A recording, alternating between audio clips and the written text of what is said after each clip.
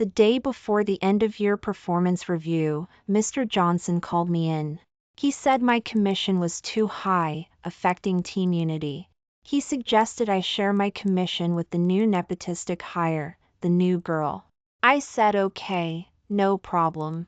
As a result, that evening, Mr. Johnson received cancellation notices for over 300 units. He demanded I go beg the buyers to reconsider. I smiled and replied, no way, I'm afraid it will affect team unity. The atmosphere in Mr. Johnson's office was delicate. Amanda Smith, your performance this year has been truly outstanding, and your commission is naturally substantial. However, it's the end of the year, and the office values collective harmony. Some colleagues have privately mentioned to me that you taking so much might make others feel a little unbalanced. I remained smiling, replying in a light tone, the commission is all right. He didn't seem to catch the coldness in my words, continuing to advise me with that for the good of the company attitude. You know, the office still hopes everyone has a sense of belonging. Everyone can see your abilities, but we need to support newcomers more, especially Olivia Brown, who also has connections, but is just starting and facing some difficulties. I nodded, seemingly not understanding his intention, and asked with a smile, what do you mean, Mr. Johnson? He finally realized I was playing dumb and had to spell it out. What I mean is, your commission isn't bad, so why not share a little to help her out? It would not only allow her to get off to a smooth start but also make the team more united. With your capabilities, mentoring a newcomer would also be a contribution to the team. Okay, no problem, I agreed readily, watching the surprised expression on Mr. Johnson's face, a sneer in my heart. As soon as I agreed and returned to the Sunny Realty office, the atmosphere immediately became subtle. Those colleagues who used to greet me warmly now gave me the cold shoulder, not even willing to look at me. Look at her, some people just can't hold on to wealth. No matter how high the commission, they still have to give it away, right? Always putting on a show of being so capable, but in the end, Olivia Brown is the one benefiting. Olivia Brown seized the opportunity to walk over, a triumphant smile on her face, but pretending to be humble. Oh my, I have to thank you, senior colleague. People say it's good to be under a big tree, and with you leading the way, I won't have to worry. I said with a faint smile, yes, it's good to have someone to guide you, you can avoid some detours. Olivia Brown was taken aback. The triumph on her face froze for a moment, and then she pretended to be pitiful. Senior colleague, I'm also new here, so I'm troubling you.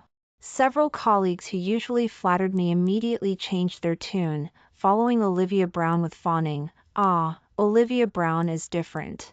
She has someone to help her as soon as she arrives. Someone else sneered softly, Amanda Smith's position as top salesperson is probably not secure anymore. Listening to them fawning over Olivia Brown one by one, I just smiled slightly, saying nothing. Usually, when I sold a unit, I would order donuts and coffee for everyone to share, but now the sarcastic remarks were endless. I packed up my things, preparing to leave. Mr. Johnson hurried over, frowning as he saw me packing. Amanda Smith, it's not lunchtime yet, where are you going? I smiled and said lightly, I'm not feeling well, I'd like to take a sick leave. His eyes darkened. Amanda Smith, do you have a problem with the office's arrangements? I shook my head innocently. I have no problem. I will comply with the office's requirements. Seeing my indifferent attitude, Mr. Johnson seemed a little unable to restrain himself and asked, then what about your handover work? You need to arrange those customers with outstanding payments, right? I raised my head, smiling meaningfully. Handover? P.E. Perfect timing. Olivia Brown is quite resourceful, so let her take over. Anyway, she's new here, so she shouldn't mind practicing. Upon hearing this, Olivia Brown immediately approached, wearing a shy expression. Mr. Johnson, don't worry, I will do my best. Mr. Johnson patted her shoulder, praising her with a smile. Of course, you are a talent in our office. Underutilized, you must perform well in the future. I smiled slightly, said nothing more, and walked straight out of the office. As soon as I stepped out, I took out my phone and sent a message in the family group chat of my aunts and uncles. Everyone, please don't finalize the payments yet. There's been a change of plans. Wait for my notification. 2. As soon as the message was sent, a series of replies instantly popped up on the phone screen. Emmy, what's wrong? Is someone bullying you? I knew it, Amanda Smith. You're too modest. Our family doesn't let anyone bully us. Emmy, if you like being a salesperson, why not just buy the office? Be your boss. I had just finished reading these excessively concerned messages with a smile when the phone rang. It was my mom calling. Emmy, what's going on? Did someone at the office make you unhappy? I smiled, lowering my voice a little. It's nothing, Mom, just some petty people causing trouble. She snorted coldly on the other end of the phone. If you can't swallow this, we'll just acquire the company and change the boss. Don't hide your identity anymore. Let them know who you are. I smiled calmly and said softly, no need, Mom. I just like the feeling of selling things and earning commission. The sense of accomplishment with each deal I close is great. She paused for a moment, her tone somewhat helpless and yet filled with concern. Emmy, you have your dad's temperament, always causing trouble. A perfectly good young lady, yet you insist on running off to the Sunny Realty office to sell houses. I replied with a smile, you've known this for a long time, Haven't you? I just like this feeling of being incognito and earning money through my performance. Humph. Of all things, you have to go incognito to sell houses. Back then, when my aunts and uncles heard you were at the Sunny Realty office, they wanted to buy several units to use as employee perks. But you insisted on stopping them. If only they had bought them back then, see who would dare to bully you. All right, Mom, I'll handle it, don't get angry. You're too lenient with them. It's one thing not to want the year-end commission, but our family can't accept this kind of treatment. No one can force you to leave. Hanging up the phone, I felt much better and leisurely found a restaurant to eat at. Before, I was so busy at the Sunny Realty office that I was on my feet all day. Since they wanted to take my place, I'd let them have it. After returning home, I took a well-deserved nap, putting my phone on silent and tossing it aside. In the afternoon, the phone rang, and sure enough, it was Mr. Johnson calling. As soon as he answered, he asked impatiently, Amanda Smith, why aren't you back yet? I said slowly, I'm seeing a doctor. After being so busy rushing for performance, I should take care of my health. Mr. Johnson's tone became more urgent. Even a minor illness takes you this long? Everyone else is working, and you're nowhere to be seen. I smiled. Mr. Johnson, I'm legally enjoying sick leave. I didn't take any leave when I was striving for performance. Now that my body can't hold up, I have to take care of it. Upon hearing this, his tone revealed dissatisfaction. You think too highly of yourself, making such a big deal out of a sick leave. I immediately replied calmly, Mr. Johnson, if you continue to speak like this, I might have to turn on the recording function. After all, employees' legal rights need to be protected. He was choked by my words and hung up the phone angrily. A moment later, the group chat suddenly dinged, and Mr. Johnson posted a short essay, the main point of which was clear. Some people always think too highly of themselves, lack organizational discipline, and disrupt team harmony. I chuckled, watching colleagues in the group leave messages of support one after another, full of meaning. Some people are selfish, watching others work hard while they slack off. I screenshotted each one and saved it. After they finished leaving messages, I calmly replied, all recorded, thank you for the feedback. The group suddenly fell silent. The next second, all the messages were deleted one by one. 3 inches the afternoon. As soon as I arrived at the Sunny Realty office, I saw Olivia Brown sitting comfortably in my seat, a look of triumph she couldn't hide. Seeing me arrive, Mr. Johnson put on an official face and said, "Amanda Smith, since you let Olivia Brown handle your deals, let her use your seat as well. Consider it a formal handover." I shrugged, replying calmly, "Okay, no problem." A new customer walked into the Sunny Realty office and headed straight for my seat. Olivia Brown immediately stood up, greeting him with enthusiasm, and they seemed to be talking very smoothly. Standing to the side, Mr. Johnson said sarcastically, "Amanda Smith, don't think you're the only one who can do it. Olivia Brown is doing very well too, isn't she?" Soon, Olivia Brown finished signing the deal, and everyone applauded, flattering her, shouting, "Amazing," and worthy of being a rising star. Olivia Brown looked triumphant, imitating my usual manner, smiling and saying, "Today, I'm treating everyone to donuts and coffee for everyone, order whatever you like." A group of people happily placed their orders, intentionally or unintentionally leaving me out. Just then, the customer suddenly heard the cheers and interjected with a smile, "You have a great atmosphere here, everyone is so nice to Amanda Smith." Mr. Johnson quickly explained, his smile a little forced, "Oh, it's because our team works well together. Olivia Brown is now responsible for Amanda Smith's customers." "Olivia Brown?" "Yes, the young lady who just assisted you." The customer frowned, saying decisively, "Oh, then I won't sign. I specifically came to Amanda Smith for this deal." Mr. Johnson's face stiffened. "Isn't it all the same?" Olivia Brown immediately chimed in, "Is there something you're not satisfied with about me?" The customer looked helpless, saying lightly, "It's not that I'm not satisfied, it's that someone specifically requested that I only work with Amanda Smith this time. If she's not here, the contract is void." The colleagues around them fell silent, some looking at each other, unsure of what to say. Mr. Johnson's face instantly darkened, and Olivia Brown was even more embarrassed. She glanced at me in exasperation, her face pale and unable to speak. At this moment, a colleague said softly, "Then, are we still having donuts and coffee for everyone?" Her tone was filled with awkwardness. Looking at Olivia Brown's face turning pale with anger, I couldn't help but laugh. Before getting off work, I overheard some colleagues whispering in the restroom, "Do you think Amanda Smith's deals are that easy? She must be getting them through some guy. How else would she be the top salesperson every year?" "Exactly, she says she's selling houses, but she's probably selling herself."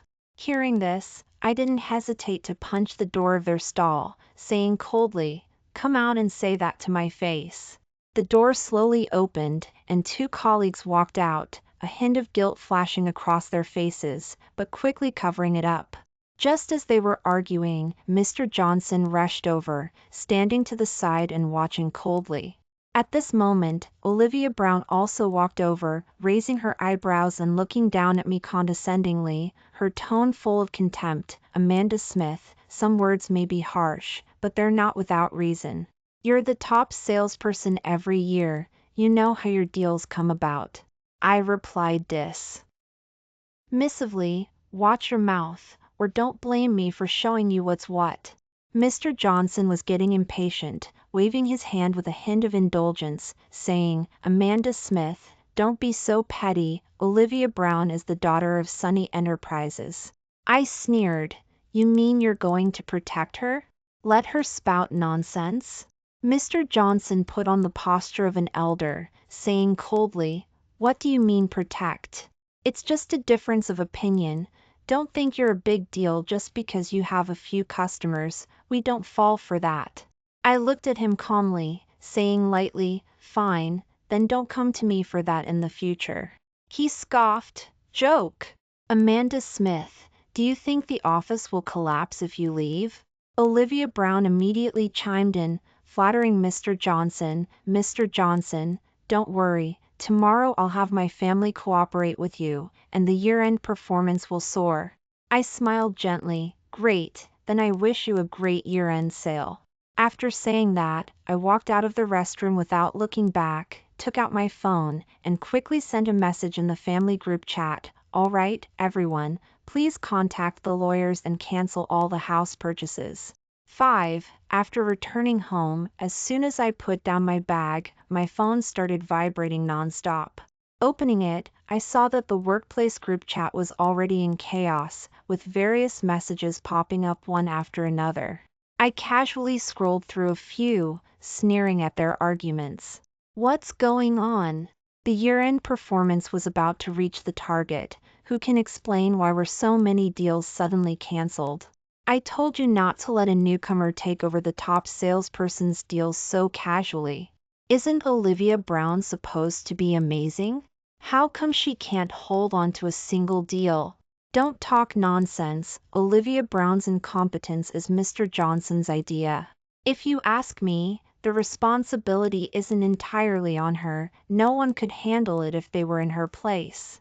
Haha, you can take the position, but not the ability to close deals. You're a burden to the office. Don't forget whose customers they are. Now that people are canceling their deals and Amanda Smith isn't coming back, does anyone think anyone can be the top salesperson? All right, it's too late to say anything now. The year-end target is blown, and forget about the bonuses. The atmosphere in the group was as gloomy as if it were about to explode. Everyone was shifting responsibility to each other, and even Mr. Johnson sent a vague message in the group. Please work together to overcome the difficulties. Watching the discussion in the group become more and more intense, and even full of sarcasm towards Olivia Brown, I couldn't help but feel a little pleased. This was just the beginning. Just then, Mr. Johnson's phone call came in. I stared at it flashing for a few seconds, smiled lightly, hung up directly, and blacklisted him. A moment later, another phone call came in, showing a colleague's number. I answered the phone, and as soon as I opened my mouth, I heard Mr. Johnson's voice, suppressing his anger, obviously having snatched the colleague's phone. Amanda Smith, what do you mean by this? You signed these customers.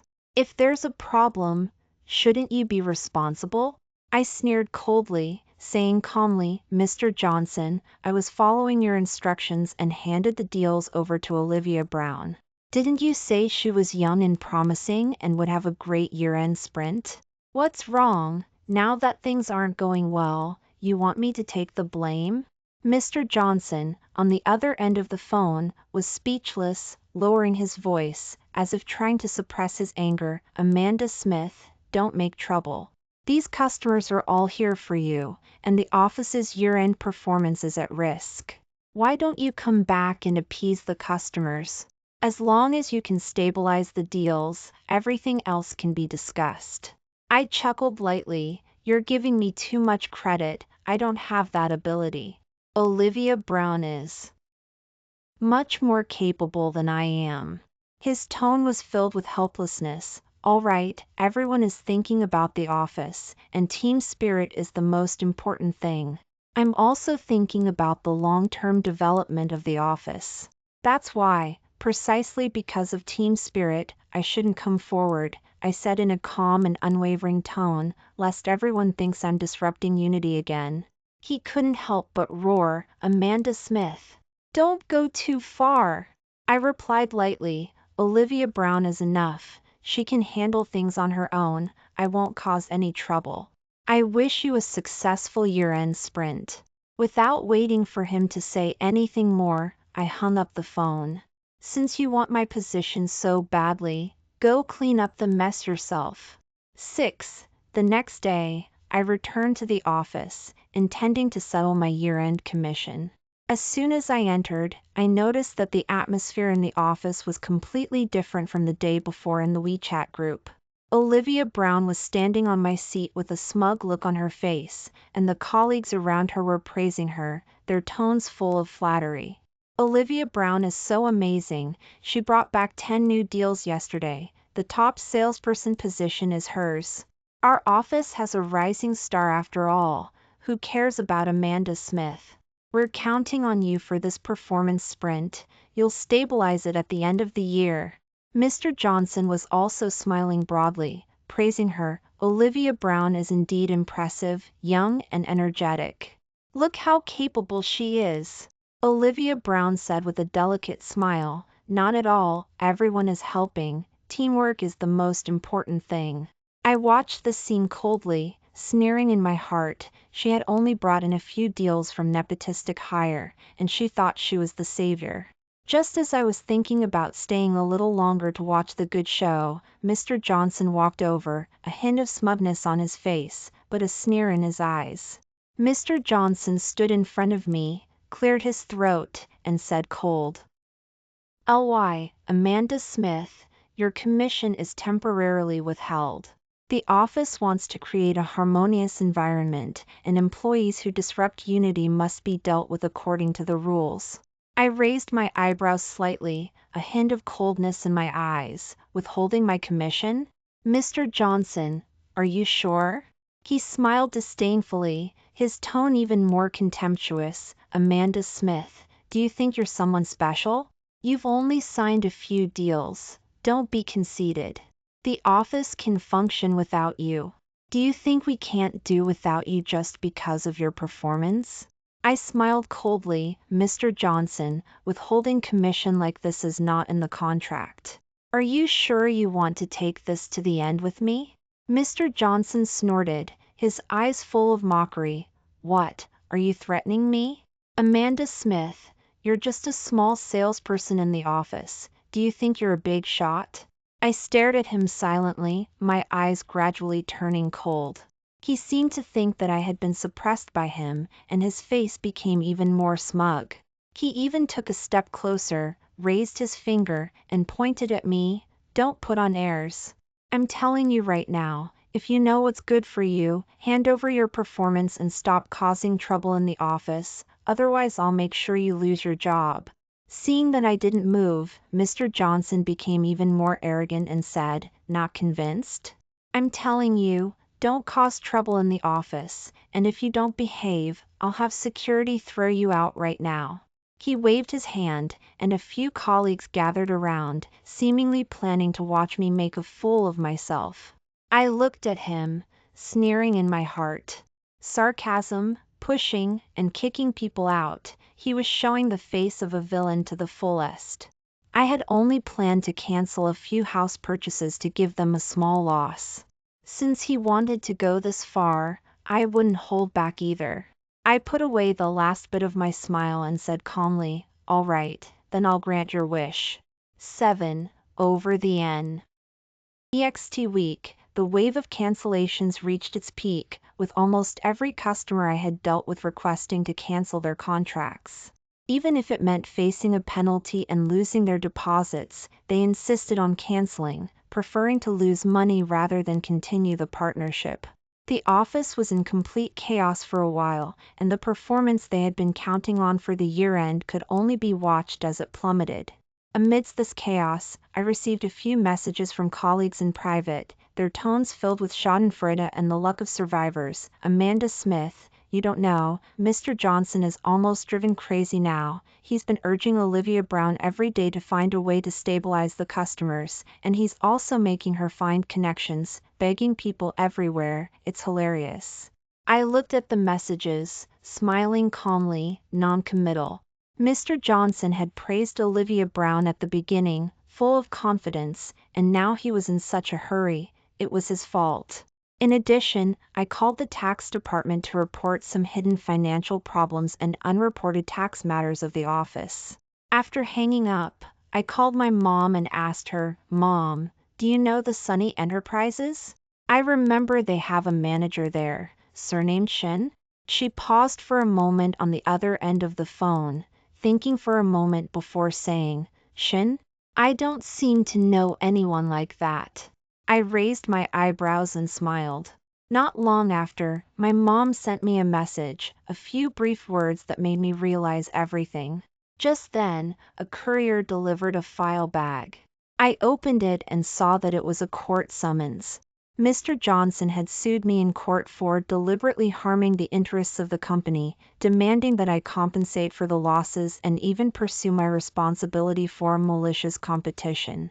I chuckled softly, cold in my heart. He was a villain, suing first, actually daring to bite me back.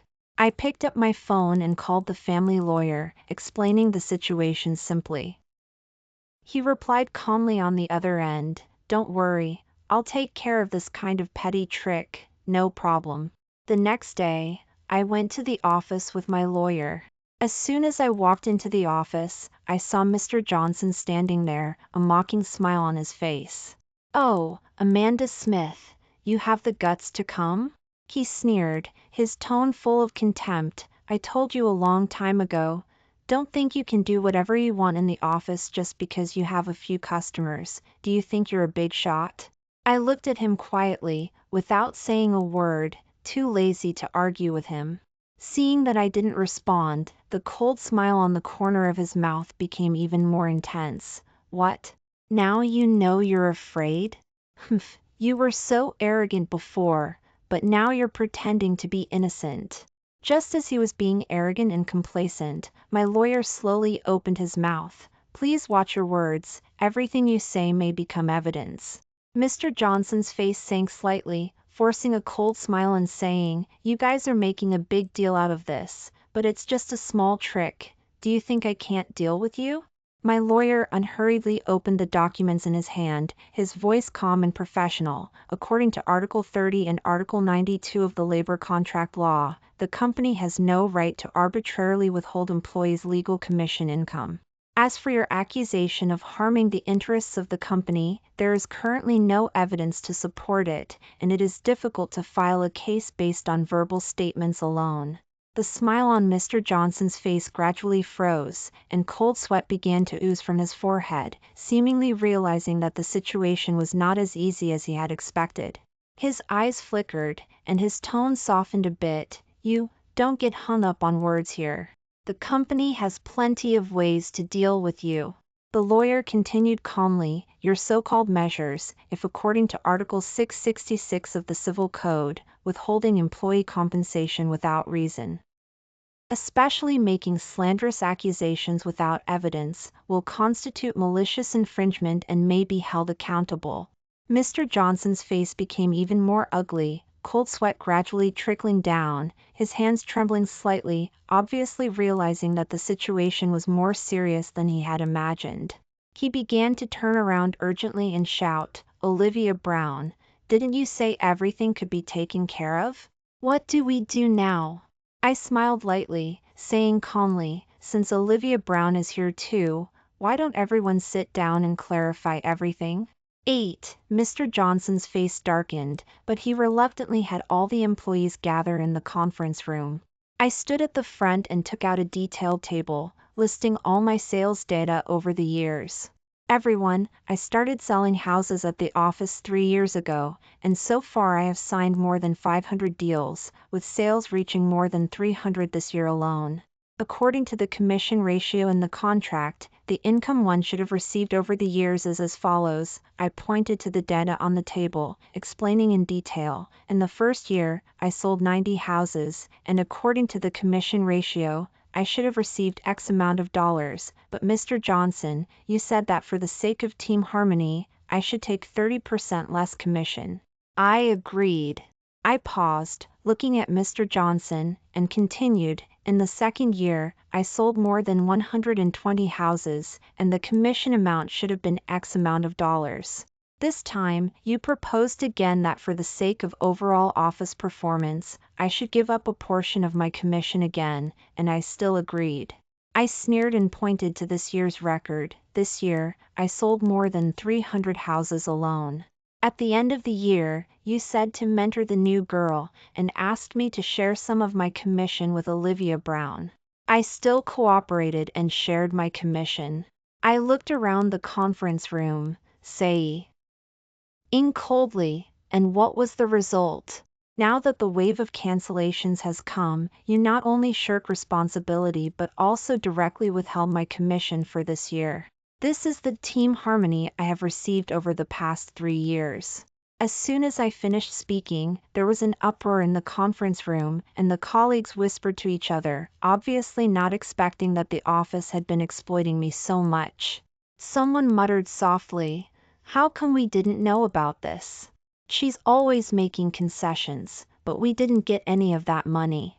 Seeing that the situation was not good, Mr. Johnson forced a smile, trying to interrupt. "Amanda Smith, don't go around saying things as if you've been wronged. It's all for the collective interest of the office. What, are you unhappy?" At this moment, Olivia Brown sneered, saying with some sarcasm, "Stop pretending to be noble. Who doesn't love money? No one doesn't like commission." I looked at her coldly, saying lightly, "Some people may not believe what I'm about to say, but I don't lack money. Otherwise, I wouldn't have directly put several houses under my name on the office's account and distributed them to several colleagues." As I said that, I pointed to the names of a few colleagues, who suddenly looked a little embarrassed. They hesitated for a moment before standing up and saying softly, "Yes, it was indeed Amanda Smith. Before, our performance wasn't good enough, and we were about to be laid off. It was she who divided some of her deals to us, which helped us stabilize our positions." Olivia Brown rolled her eyes disdainfully, saying unwillingly, "Isn't that just doing favors? Who would work for nothing?" I smiled lightly, countering, "First, I really didn't take the commission from those few houses. I gave them away completely to help them get through the difficulties. Second, doing favors? These colleagues are standing here today and haven't said a word for me, which shows that I've never used this to do favors." Those colleagues looked ashamed, lowering their heads and apologizing. I smiled gently, waving my hand, "It's okay. The commission from a few houses is worth it if it allows me to recognize some people." Then, I turned to Mr. Johnson, my gaze cold, "So, I'm making things clear today. Not only do I want to get back my commission for this year, but I also want to recover the amount you deducted in the past few years under the pretext of team harmony, plus interest according to the contract. The total amount is here." I pushed the documents in front of him. Mr. Johnson's face was ashen, and he said through gritted teeth, "Amanda Smith, don't push your luck too far. You won't get any of this money." I smirked and shook my head. "Oh, I expected you to say that."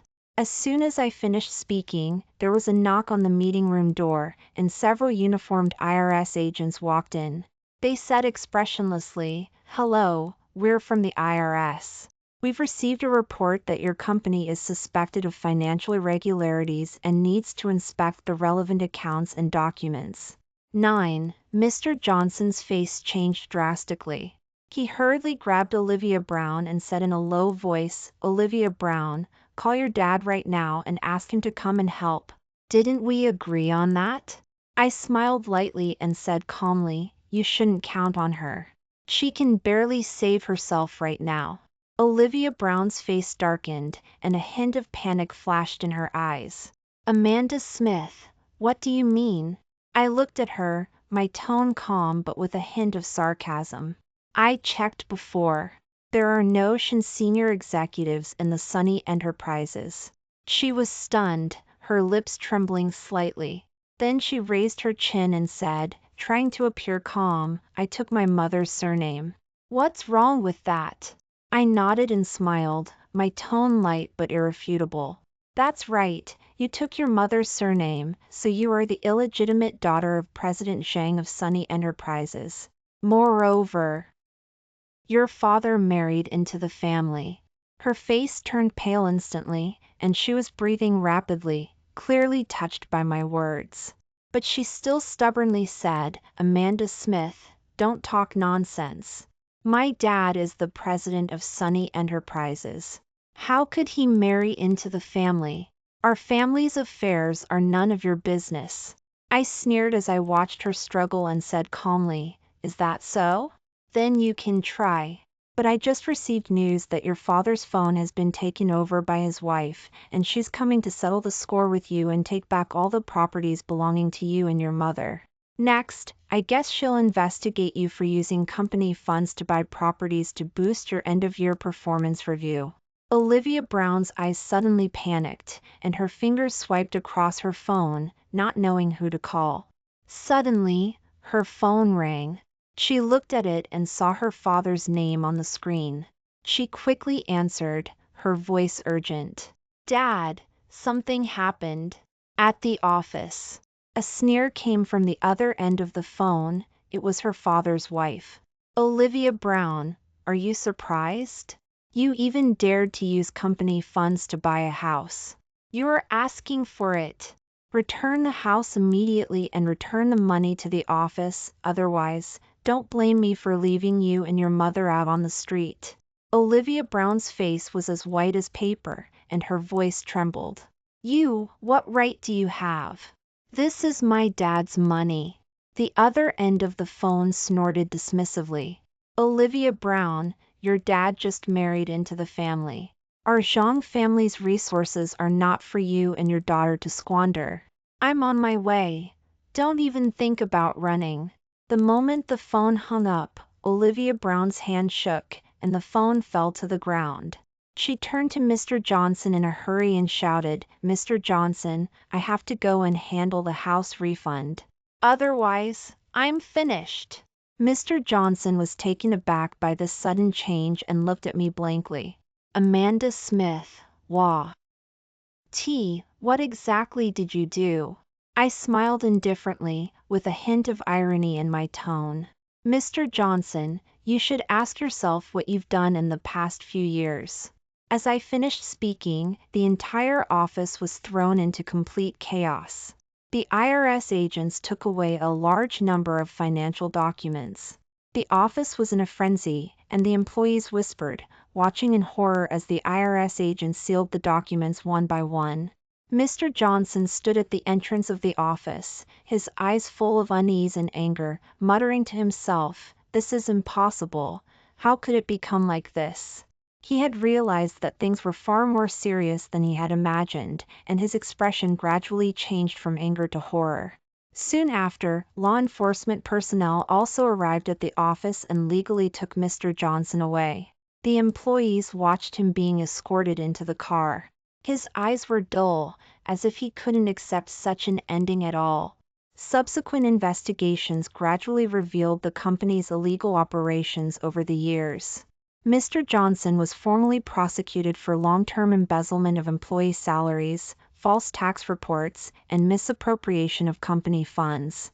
Ultimately, in court, he was sentenced to 10 years in prison and ordered to return the embezzled funds. After his conviction, I filed an additional claim with the court, requesting to recover my unpaid commission and interest over the years. After the court's ruling, the office not only had to return all my money but also had to pay interest to compensate me for the economic losses I suffered due to the arrears.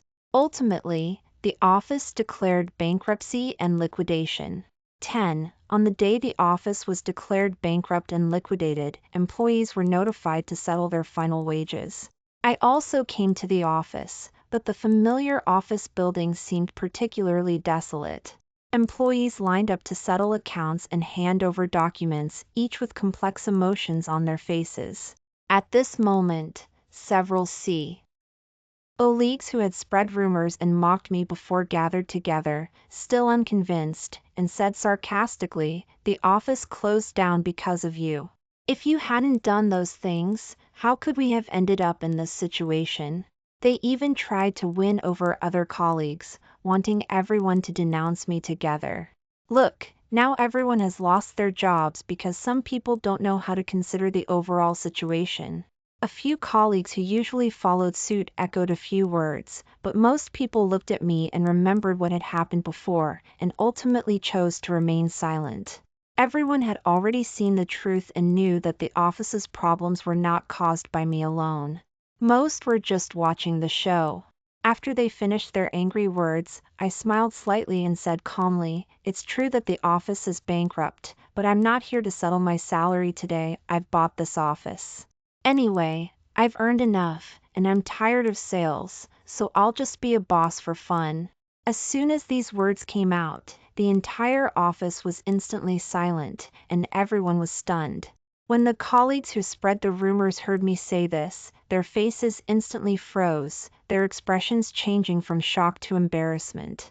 They didn't expect that I would return in such a way, completely catching them off guard. They stood there, their faces flushed and pale, looking at me in astonishment, completely losing their previous arrogance. One of them was still unwilling and muttered in a low voice, with his neck stiff, "Amanda Smith, you're just relying on having some money to buy it, so what?" I sneered and said lightly, "Of course, it's different when you buy it. I can choose who stays." I glanced over a few of them, my tone light but with a sense of oppression. "Don't worry, I'm not stupid. Do you expect to get paid after insulting me? You're not welcome here." The last bit of support on their faces instantly collapsed, their lips trembling, and they read their heads in a loss. The colleagues next to them watched the scene, some couldn't help but secretly laugh, and others nodded at each other in a low voice, obviously very satisfied with this ending. I smiled slightly and waved my hand. "I'll give you some face, just leave on your own, don't wait for me to call security to send you out." Several people turned ashen and finally left the office silently, packing up their things dejectedly. Watching their departing figures, I turned to the remaining employees and said calmly, "Everyone, from today onwards, the office will start anew.